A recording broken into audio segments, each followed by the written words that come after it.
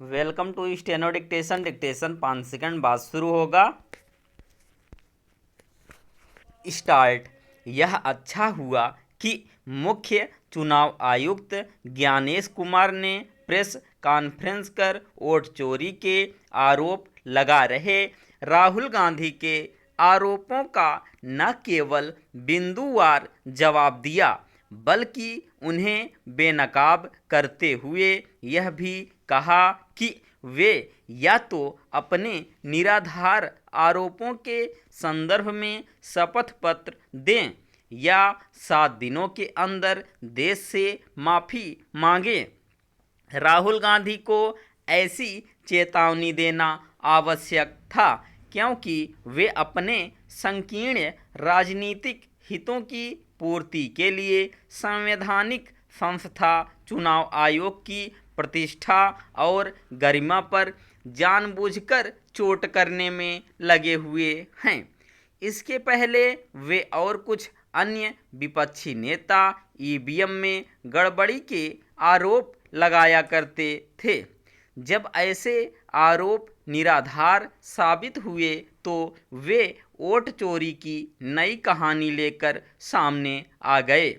मुख्य चुनाव आयुक्त ने जो कुछ कहा उसका यही अर्थ था कि यह कहानी फर्जी है। उन्होंने हाउस नंबर 0 वाले मतदाताओं के मामले में राहुल और उनके जैसे अन्य नेताओं को न केवल आईना दिखाया बल्कि वस्तु स्थिति से भी अवगत कराया।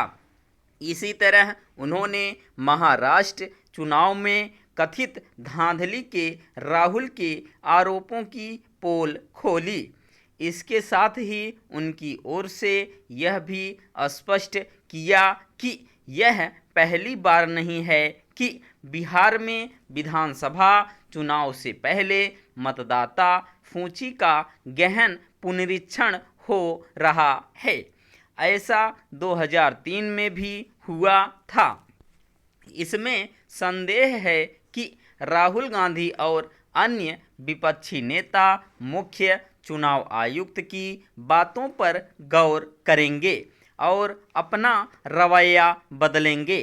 इसकी अनदेखी नहीं की जा सकती कि गत दिवस ही राहुल ने मुख्य चुनाव आयुक्त की प्रेस कॉन्फ्रेंस से पहले बिहार में एक रैली को संबोधित करते हुए कहा कि भाजपा और चुनाव आयोग मिलकर वोट चोरी कर रहे हैं। उनकी माने तो पिछले लोकसभा चुनाव में भी वोटों की चोरी हुई थी।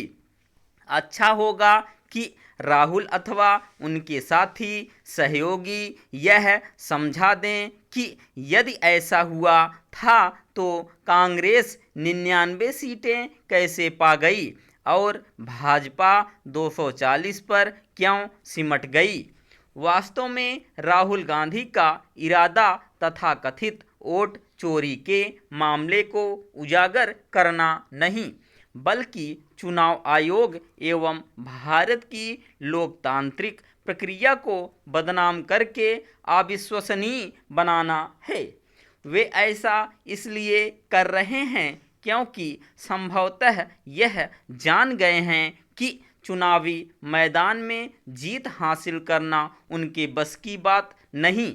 जो भी हो यह आवश्यक हो जाता है कि सुप्रीम कोर्ट इस पूरे प्रकरण में हस्तक्षेप करे।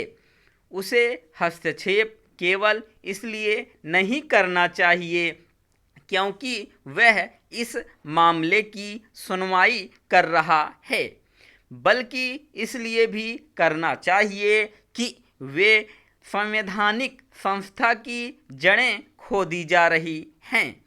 आखिर सुप्रीम कोर्ट ऐसा होते हुए कैसे देख सकता है और वह भी तब जब वह बिहार में मतदाता सूची के सत्यापन की प्रक्रिया को सही ठहरा चुका है।